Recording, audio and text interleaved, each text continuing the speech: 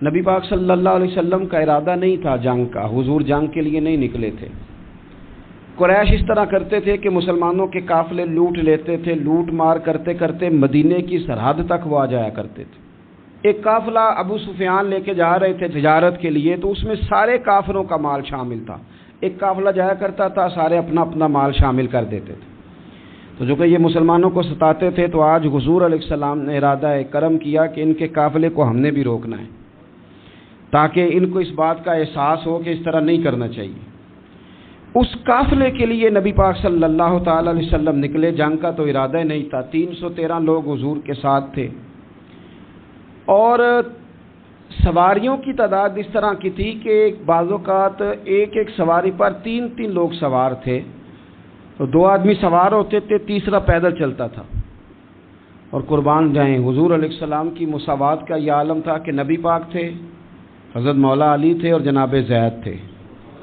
2 سوار ہوتے تھے، ایک پیدل چلتا تھا۔ جب 2 غلاموں کے سوار ہونے کی باری تھی، آقا کے پیدل چلنے کی باری تھی، تو حضرت علی نے اور جناب زید نے عرض کی حضور آپ بیٹھ جائیں، ہم پیدل چلتے ہیں۔ تو حضور فرمانے لگے نہ تمہارے اندر طاقت زیادہ ہے اور نہ تمہیں ثواب کی ضرورت زیادہ ہے، مجھے اللہ نے طاقت بھی زیادہ دی ہے اور میں ثواب سے بھی مستغنی نہیں ہوں، لہذا تم اگر پیدل چل سکتے ہو تو میں بھی پیدل چلوں گا میں بھی پیدل۔ یہ چیز مساوات پیدا کرتی۔ حضور اس طرح جا رہے تھے۔ ابو سفیان بڑے تیز آدمی تھے، جب پتہ چلا نا کہ مسلمان حملے کے ارادے سے آ رہے ہیں، تو ایک بندہ جلدی سے دوڑایا، مکے جا کے بتاؤ تم سب کا مال میرے پاس ہے، تو مسلمانوں نے حملہ کر دیا ہے۔ خود اس طرح کیا کہ جس رستے سے وہ جا رہے تھے وہ رستہ بدل کے رستہ کوئی اور اختیار کر لیا، قافلہ بھی بچ کے نکل گیا۔ اہل عرب کا طریقہ تھا ایمرجنسی اعلان کرنے کا، ہمارے ہاں بھی طریقہ ہے بریکنگ نیوز، ہے نا جی، چور آ گیا، پھر وہ کئی دفعہ صحیح بھی آتا ہے تو لوگ یقین نہیں کرتے۔ ہر شے کی تو بریکنگ نیوز ہے، اور کھولے تو بیچ میں سے کچھ بھی نہیں نکلتا، نیری نیوز بھی نہیں نکلتی، بریکنگ کیا نکلنی ہوتی ہے۔ اس لیے میں کہتا ہوں کہ میڈیا کی ہر بات کو تسلیم نہ کر لیا کریں، سوشل میڈیا پہ چلنے والی ہر خبر کو نہ مان لیا کریں۔ یہاں تو اتنا عجیب حال ہے، ہمارے ایک بزرگ عالم دین ہے، بیچارے پچھلے دنوں وضاحت دے رہے تھے، خود بیٹھ کے کہہ رہے تھے میں زندہ ہوں بھائی، کسی نے میڈیا پہ خبر دے دی کہ میں فوت ہو گیا ہوں، وہ کہہ رہے تھے مہربانی کرو مجھے سونے دو، سارا دن ٹیلی فون آتے ہیں اور لوگ مجھے ہی فون کر کے میری ہی تعزیت کا پوچھنے لگ جاتے ہیں۔ تو اس طرح نہ کریں، کیا صرف تھوڑا سا میڈیا چلانے کے لیے جھوٹ بولا جائے گا؟ بہرحال انہوں نے جو بندہ بھیجا تو بریکنگ نیوز کا وہاں بھی ایک طریقہ تھا، اونٹ کے کان ناک کاٹ دیتے تھے، اپنے کپڑے پھاڑ لیتے تھے۔ اب اونٹ بڑے زور سے چلاتا تھا، جب اس کا ناک کٹ جاتا تھا، اونٹ چلاتا تو لوگ گھروں سے نکل آتے۔ اب وہ جو بندہ ابو سفیان نے بھیجا تھا اس نے جا کے اپنے اونٹ کے ناک کان کاٹ دیے، لوگ دوڑے باہر نکلے، پوچھا کیا ہوا تو اس نے کہا نکلو تمہارا تو مال سارا لوٹنے لگے مسلمان۔ وہ ابو سفیان بچ کے نکل گئے تھے، انہوں نے پیغام بھی دیا کہ میں بچ کے آ گیا ہوں، اب آنے کی ضرورت نہیں۔ لیکن انسان کو جو چیز سب سے زیادہ پستی میں لے جاتی ہے وہ اس کا تکبر ہوتا ہے۔ تو مینوں جاندا ہی نہیں، تجھے میرا پتہ ہی نہیں، یہ لے ڈوبتی ہے چیز لوگوں، انہیں بھی لے ڈوبی۔ انہوں نے کہا جی اب نہیں واپس جانا، اب چلو۔ 1000 کا لشکر، گانے بجانے والی عورتیں ساتھ، شراب کے مٹکے ساتھ، 10 اونٹ روز ذبح ہو رہے ہیں، سردار دعوتیں پکا رہے ہیں، گوشت بھونا جا رہا ہے۔ بدر میں پہنچ گئے، مسلمان بھی 313 پہنچ گئے۔ یہ ساری رات شرابیں پیتے، وہ ساری رات سجدے کرتے، یہ ناچ گانے سرور کی محفلیں سجتی اور وہ رسول پاک کی تقریر سنتے، حضور کے خطبات سے فیض یاب ہوتے۔ عمیر بن وہب کو بھیجا ابو جہل نے کہا پتہ کر کے آؤ بندے کتنے، اس نے جا کے کہا کہ 312 313 310 اتنے۔ کہنے لگا جنگ کیا کرنی ہے، ان کو سویرے اونٹوں کی پشتوں پہ باندھ کے لے جائیں گے، مکے جا کے دیکھیں گے کیا کرنا ہے، یہ تکبر ہے نا۔ تو عمیر بن وہب کہنے لگا ہیں 312 ہیں 313، میرے اندازے میں 310، لیکن ایک کا بھی واپس جانے کا ارادہ کوئی نہیں۔ میں نے جس کو بھی دیکھا ہے شہادت کی دعا مانگتے دیکھا ہے، ارادہ بڑا پکا لے کے آئے، شہادت ہے مطلوب و مقصود مومن، نہ مال غنیمت نہ کشور کشائی۔ نبی پاک صلی اللہ علیہ وسلم نے جب دیکھا نا کہ وہ تو جنگ کے لیے آن پہنچے ہیں اور ارادہ تو قافلے کا تھا، تو حضور نے صحابہ سے مشورہ کیا.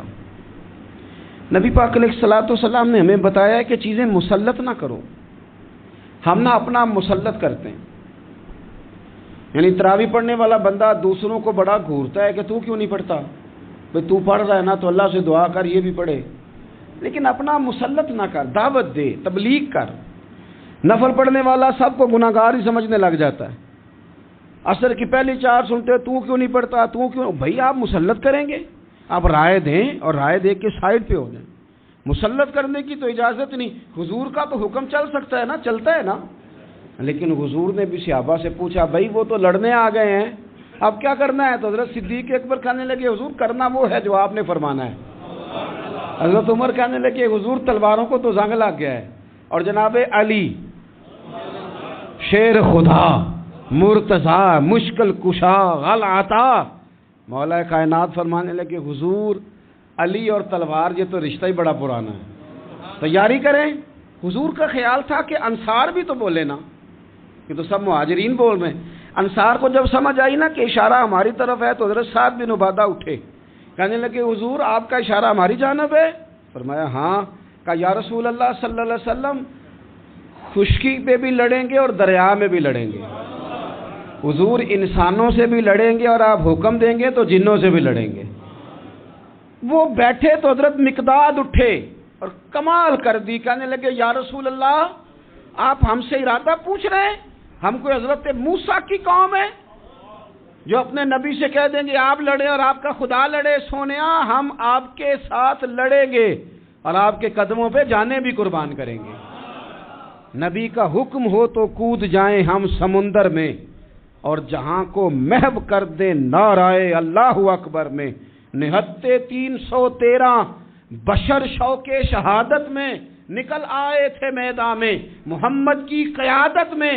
نہ تیغ و تیر پہ تکیا، نہ خنجر پہ، نہ بھالے پر، بھروسہ ہے تو ایک سادی سی کالی کملی والے پر. نبی پاک صلی اللہ تعالیٰ علیہ وسلم نے جذبات سنے تو فرمایا چلو نہ چلیں، پر چھوٹے چھوٹے بچے واپس کر دو. ایک چھوٹے بچے تھے عمیر بن ابی وقاص، حضرت سعد بن ابی وقاص کے بھائی، زمین پہ لیٹ کے رونے لگے، سونے میں نے بھی جانا ہے. کمپیوٹر کے لیے نہیں رو رہے، موبائل کے لیے نہیں رو رہے، نئی سائیکل کے لیے نہیں، شہادت کے لیے. حضور میں لڑوں گا، اب مجھے لے کے تو چلیں. یا رسول اللہ میں طاقتور نکلوں گا، لے کے تو چلیں. ان کے آنسو دیکھ کے حضور نے فرمایا لے چلو نا ساتھ.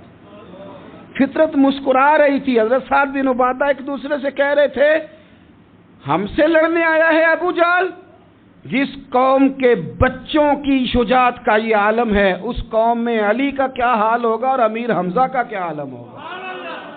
یہ ہمارے ساتھ مقابلہ کریں گے یہ لوگ. اور چھوٹے اتنے تھے حضرت عمیر کے تلوار اپنے ہاتھوں سے اپنے گلے میں نہیں لٹکا سکتے تھے، وہ بڑے بھائی نے لٹکائی. میدان میں نکلے، حضور علیہ الصلوۃ والسلام نے تقریر کی، فرمایا تمہیں پتہ ہے تم کس جنت کی جانب جا رہے ہو؟ وہ جنت ہے جس کی چوڑائی زمین آسمان کے برابر ہے. حضرت عمیر بن حمام انصاری ایک صحابی تھے. جب کریم نے فرمایا نا جنت کی چوڑائی، کسی چیز کی لمبائی زیادہ ہوتی ہے چوڑائی کم ہوتی ہے، جب فرمایا نا کہ چوڑائی زمین آسمان کے برابر ہے تو حضرت عمیر بولے، کہنے لگے واہ واہ واہ واہ واہ. کھجوریں کھا رہے تھے، حضور نے فرمایا تو بڑی واہ واہ کر رہا ہے. کہ سونیا اتنی جنت پیاری ہے تو ہم دور کیوں ہیں، یہ دینا ذرا تلوار. جلدی سے میدان میں نکلے، اللہ نے انہیں شہادت عطا فرمائی. رات ساری وہ مست رہے شراب کے نشے میں اور حضور ساری رات مصلی پہ رہے، ساری رات دعائیں مانگی. پتہ کیا کہا؟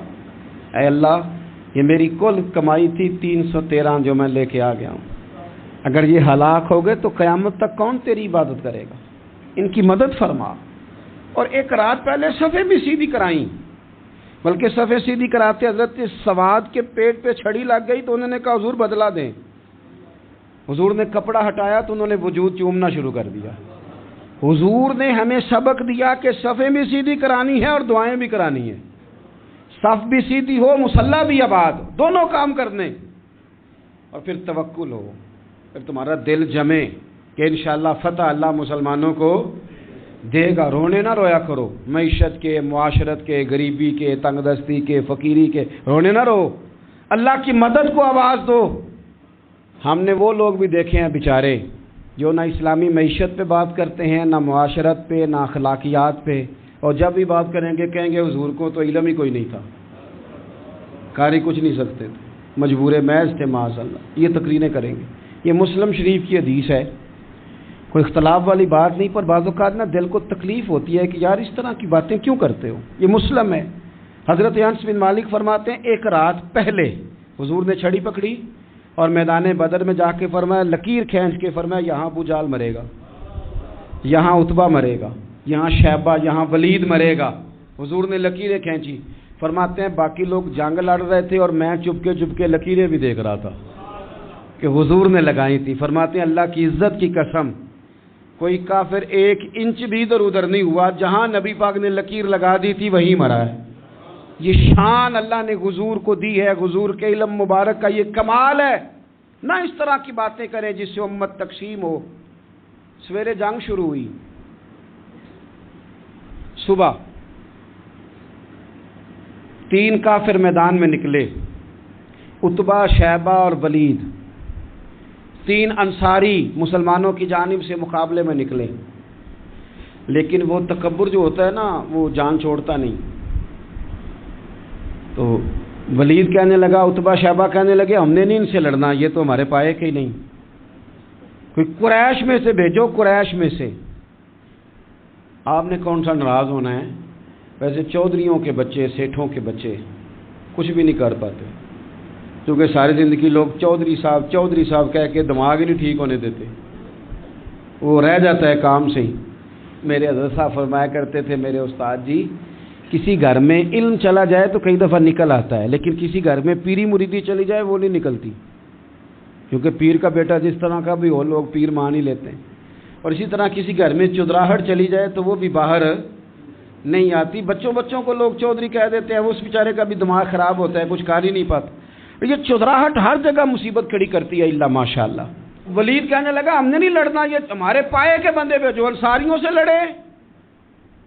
تو فطرت مسکرا کے کہہ رہی تھی لگتا ہے تمہارا جلدی مرنے کا ارادہ ہے، ٹھیک ہے۔ پھر نبی کریم نے فرمایا ٹھیک ہو گیا، چلو ابو عبیدہ بن جراح اٹھے، حضرت عبیدہ اٹھے، حضور نے فرمایا اب اللہ کا شہر امیر حمزہ اٹھے، حضرت امیر حمزہ اٹھے۔ تیسرے نمبر پہ حضور نے فرمایا یا علی یکم، علی اٹھنا جار ذرا نکلنا میدان میں۔ دیواریں ہلتی رہتی ہیں اور در کانپ جاتا ہے، علی کا نام سن کے اب بھی خیبر کانپ جاتا ہے۔ حضرت علی شیر خدا رضی اللہ تعالیٰ عنہ، مولا کائنات اٹھے، حضرت امیر حمزہ اٹھے، حضرت عبیدہ اٹھے، عتبہ کے مقابلے میں گئے، حضرت امیر حمزہ قتل کیا اپنے دشمن کو۔ شیبہ کے مقابلے میں گئے حضرت عبیدہ، لیکن حضرت عبیدہ بوڑھے تھے، اس نے ان پہ حملہ کیا، ان کا پیر کاٹ دیا۔ حضرت علی نکلے ولید کے مقابلے میں، 2 ہی ضربیں لگائیں، ولید کا سر کاٹ کے حضرت عبیدہ کی مدد کو بھی پہنچ گئے حضرت علی، اس کو بھی قتل کیا۔ پھر حضرت عبیدہ کو اپنے کندھوں پہ اٹھایا، نبی پاک کی بارگاہ میں لائے، انہوں نے حضور کے قدموں کو چوم کے کہا حضور مجھے شہادت ملی کہ نہیں ملی؟ تو نبی پاک نے فرمایا رب نے تمہیں شہادت کا درجہ دے دیا ہے۔ اب میدان میں جہاد شروع ہوا، لڑائی شروع ہوئی، لوگ نکلے۔ حضرت زبیر بن عوام بھی برچھی لے کے، ایک کافر نکلا، آس اس کا نام تھا، وہ سارا لوہے کا لباس پہن کے آ گیا، صرف آنکھیں نظر آ رہی، بڑے مسلمانوں کو زخمی کر رہا تھا، اب کیسے لڑیں اس کے خلاف؟ تو حضرت زبیر بن عوام کے ہاتھ میں برچھی تھی، بس آنکھیں نظر، اتنی زور سے اللہ اکبر کہہ کے برچھی ماری نا کہ اس کا آپ نے گلا ہی کاٹ کے رکھ دیا، ہر چیز اس کے دماغ سے باہر نکل آئی، زمین پہ تڑپا۔ وہ برچھی اتنی پسند آئی نبی پاک کو، حضور کو صرف تسبیح پسند نہیں آتی، برچھی بھی پسند آتی، حضور کو صرف تلاوت والا مومن نہیں، جہاد والا بھی پسند آتا ہے۔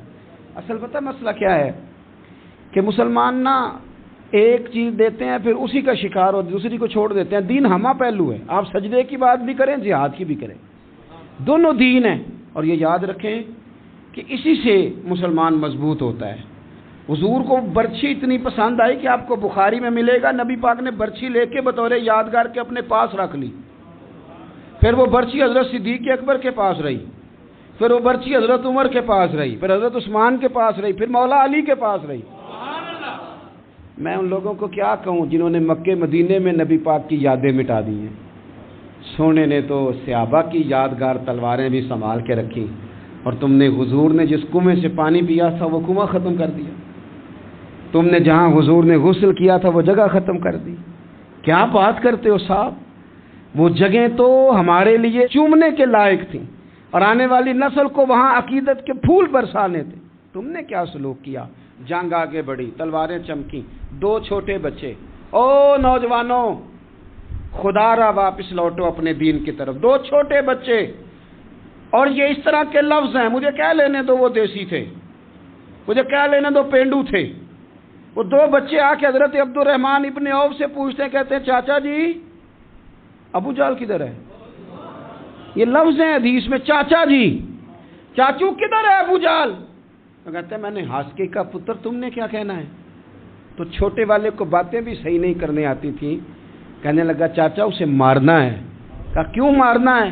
کہا اس لیے کہ ہم نے سنا ہے وہ ہمارے نبی کو برا کہتا ہے معاذ اللہ۔ کہا تم اگر نام مار سکے تو چھوٹا کہہ رہا ہے، کہتا نام مار سکے تو مریں گے تو صحیح نا حضور کے نام پہ۔ حفیظ جلندری کہتے ہیں وہ کہہ رہا تھا مریں گے یا ماریں گے اس ناری کو، سنا ہے گالیاں دیتا ہے وہ محبوب باری کو، معاذ اللہ حضور کو برا کہتا ہے۔ میدان میں آئے دونوں، زور زور سے تلواریں ماری، گھوڑے سے گرا لیا ابو جہل کو۔ حضرت معاذ جو تھے بڑے والے، ان کا بازو کٹ گیا، تھوڑا سا گوشت سا لٹک رہا تھا۔ یہ نرم و نازک بچے ہمارے، یہ میدانوں میں کام کریں گے؟ جن کو تھکاوٹ ہوتی ہے، جو پیناڈال کی گولی کھا کے سوتے ہیں رات کو، بازو لٹک رہا تھا۔ حضرت معاذ نے اس پر اپنا پیر رکھا، جھٹکا دے کے اتار دیا۔ حضرت عبداللہ ابن مسعود کو کہا، انہوں نے گردن کاٹ دی ابو جہل کی۔ دونوں تلواریں لے کے حضور کے پاس گئے۔ چھوٹا کہتا ہے حضور میں نے مارا ہے، بڑا کہتا ہے حضور میں نے مارا۔ کہتا ہے نہیں تو پیچھے تھا، میں نے مارا ہے۔ وہ کہتے نہیں تو بعد میں آیا تھا، میں نے مارا ہے۔ فرمایا تلواریں دکھاؤ نا۔ جب تلواریں دکھائیں تو حضور فرمانے لگے تم دونوں نہیں مارا ہے، برابر کا ثواب ہے۔ جس کا بازو کٹا تھا کریم رسول نے فرمایا ادھر لا نا بازو، وہ بازو لائے، حضور نے اسی جگہ رکھ کے نا دوبارہ لعاب دہن لگایا۔ حضرت معاذ حضرت عثمان غنی کے زمانے تک موجود رہے۔ فرماتے ہیں کٹنے سے پہلے طاقت کم تھی، جب حضور نے جوڑا ہے تو طاقت پہلے سے زیادہ ہو گئی ہے، پہلے سے زیادہ ہو گئی ہے طاقت۔ کہتے ہیں کہ نبی پاک سید عالم صلی اللہ علیہ وسلم کی خدمت میں حضرت عکاشہ آئے، کہنے لگے سونیا میرے جذبات کنٹرول میں نہیں آ رہے، میں ان بے ایمانوں کے گلے کاٹوں گا، پر میرے پاس تلوار ہی کوئی نہیں، کوئی تلوار ہو تو ماروں نا۔ ایک درخت کی جڑ تھی، ٹہنی تھی، حضور نے یوں کر کے کھینچی، فرمایا یہ لینا تلوار۔ کہتے ہیں وہ حضور کے ہاتھوں میں ٹہنی تھی، میرے ہاتھوں میں آتی گئی اور تلوار بنتی گئی۔ پھر اس سے کافر کاٹے حضور کے معجزات۔ 5000 فرشتہ بھیجا اللہ نے جنگ بدر میں۔ کتنے؟ یہ میں نے بات اس لیے بیان کی ہے کہ اقبال نے ایک مشورہ دیا، کہتے ہیں تو فضائے بدر تو پیدا کر، فرشتے تیری نصرت کو اتر سکتے ہیں گردوں سے، کتار اندر کتار اب بھی۔ اقبال کیوں ایسا کہہ رہا ہے؟ تو اقبال کہتے ہیں اس لیے کہ آج بھی ہو اگر ابراہیم کا ایمان پیدا تو آگ کر سکتی ہے انداز گلستاں پیدا۔ 5000 فرشتہ آیا۔ مجھے تو لگتا ہے فرشتوں نے بھی دعا کی تھی کہ یا اللہ ہم تیرے نبی کی قیادت میں لڑنا چاہتے ہیں۔ فرشتے آئے، سپر پاور تھی روما، بڑی طاقتور سمجھتی تھی، ایران، روم، یہ کیسر و کسرا، بڑی طاقتیں تھی۔ عرب کے لوگ تو بوریا نشین تھے، صحراؤں میں نکل کے انہوں نے الٹ پلٹ کے نہیں رکھ دی سارا کچھ۔ علامہ اقبال سے کسی نے پوچھا تھا کہ مسلمان دوبارہ سے کبھی میدانوں میں آئیں گے؟ تو اقبال کہنے لگے ہاں ہاں ضرور آئیں گے، آئیں گے، یہ نکلیں گے۔ کیا کس طرح؟ کہنے لگے میں نے فرشتوں سے سنا ہے، نکل کے صحرا سے جس نے روما کی سلطنت کو الٹ دیا تھا، نکل کے صحرا سے، قدسی کہتے ہیں فرشتوں کو، اقبال کہتے ہیں رات وہ باتیں کر رہے تھے میں نے سنا ہے کہ نکل کے صحرا سے جس نے روما کی سلطنت کو الٹ دیا تھا، سنا ہے میں نے یہ قدسیوں سے کہ وہ شیر پھر ہوشیار ہوگا، وہ جاگے گا، وہ بیدار ہوگا، یہ قدسیوں سے سنا ہے میں نے، وہ آئے گا میدانوں میں۔ گھمسان کا رن پڑا، ابو جال قتل ہوا، امیہ قتل ہوا، کچھ دیر کے بعد مارا گیا، ابو البختری اور عتبہ اور شیبہ اور ولید بڑے بڑے سردار قتل ہوئے، 70 کافر مارے گئے، 70 مسلمانوں نے قیدی بنائے، باقی بھاگ گئے اور سامان چھوڑ کے بھاگ گئے اور گھوڑے چھوڑ کے بھاگ گئے، اور جس کو ادھر بھاگنے کا موقع ملا ادھر بھاگا، کہہ رہے تھے ان کو باندھ کے لے جائیں گے، اور جس کو ادھر بھاگنے کا موقع ملا وہ ادھر بھاگا۔ پیچھے سے حضرت سعد بن عبادہ بول رہے ہیں، کہنے لگے ہم نے تو سنا تھا مردوں سے مقابلہ ہے، تم تو بیویوں سے بھی کمزور نکلے ہو، کیا بھاگتے ہو؟ 14 مسلمان شہید ہوئے صرف۔ 3 دن حضور نے قیام کیا بدر میں، قربان جائیں۔ جنگ کا آغاز بھی میرے نبی کے سجدے سے ہوا، اور جنگ ختم ہوئی تو پھر کریم سجدے میں چلے گئے۔ اللہ تیری مدد آئی تو کام بنا، تیری مدد نہ ہوتی تو کچھ نہ کر پا